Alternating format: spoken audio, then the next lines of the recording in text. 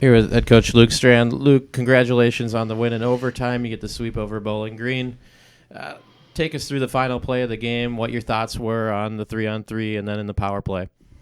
The 3-3 to draw a penalty is big, and I think that's a little bit of the threat of Pitlick as far as an offensive player. So, but then to come back and they were patient. I love the fact they didn't force it. I love the fact that they took their time.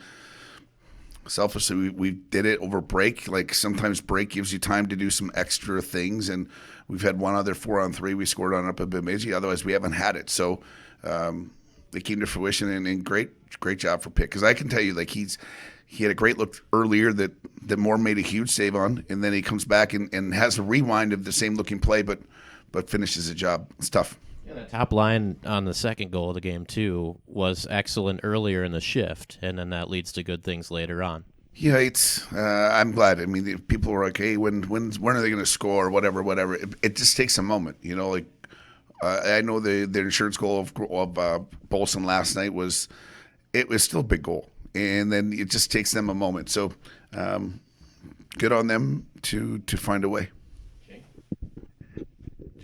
Any chance you thought they were going to call a penalty shot there before they went to the power play, or?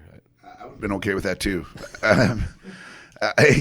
But I kind of did, because I thought he had a little bit of a getaway gap, but I think maybe the first tug that didn't maybe make him raise his arm slowed it down enough where it didn't probably look free for the second one. You talked about the patience there, but you had, and maybe compared to a couple other Saturday night overtimes recently, you had a big push in the third period. To get to have that patience in overtime after having that many chances in the third period, can you talk a little bit more about that patience and kind of calming down from the third, because you guys had a lot of good looks. Yeah, you can't freak out that you didn't get it done, and your turn is going to come back around by doing it the right way. And I don't know if we did the whole game the right way the first time. We made it a little more complicated, but hats off to Bowling Green, because I thought they played their tail off. I thought they played hard last night again, but I thought tonight, just putting Scardina back in their lineup, lengthening their lineup, and they were really good. And sometimes it takes more than 60, and I'm just happy for the guys, because you can start to squeeze it because you got a little heater, a little run going, and I thought we just didn't do that.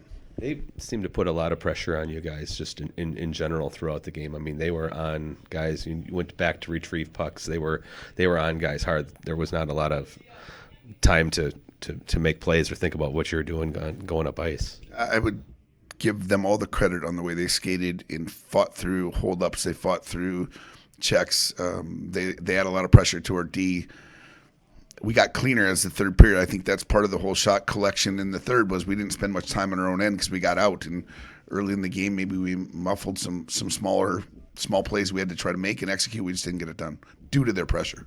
Did you feel a little differently about this overtime game compared to the last two Saturdays at home? I mean, not just for the win, but just in terms of the way that game progressed. Yeah, to your point, I think the third a little bit made us feel good going into overtime, but we've had some chaotic overtimes where we've given up a chance. It's been chance for chance for chance for chance, and it wasn't necessarily the way it was. I thought they did a good job. Obviously, going on the power play is big, but still, even in the first shift, it's such a momentum swing oftentimes in overtime, and so much happens in transition. That's how Pitt drew the penalty out of transition, and I don't know. I'm just happy for the guys. It's hard to sweep in college hockey. You've talked a lot of recently, I think, and just some of your comments that I've seen online. Having Campbell back in the lineup has been really solidified your D, but gets his second career goal tonight on a play that makes it look like he should be scoring a lot from up there. A couple spin moves and fires it through some traffic. John Carlson, Chris Letang looking D up there. Good. No one's going to. The thing you cannot take away from Campbell Psycho is his approach to the day-to-day, the way he works, the way he wants to learn. He just, you look at his story, like you go back to NA3 and then the North American League and the grind, and just to probably just grow and learn and just, I think, earn. And you're not even close to the ceiling of the kid, because he's a freak athlete. And just a hell of a teammate, too. I think I'm good. Thank you. Perfect.